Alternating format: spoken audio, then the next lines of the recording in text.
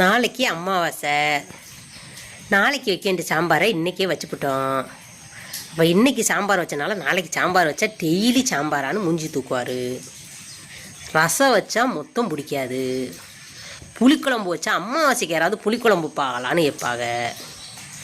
என்னத்ததே வைக்கிறது? பருப்பு குழம்பு வச்சா என்ன சப்பட்டின்னு பருப்பு குழம்பும்பார்.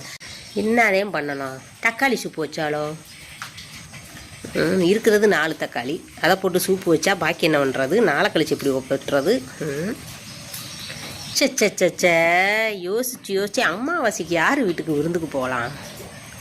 விருந்துக்கு போக முடியாதோ? இதுக்குத்தான் அங்காளி பங்காளி வீட்டுக்கு பக்கத்தில் குடியிருக்கணுங்கிறது. ஒரு நாளைக்கு சமைக்கிறத யோசிக்கிறத விட சாப்பிட்டு வந்துடலாம். என்னடா அப்பு?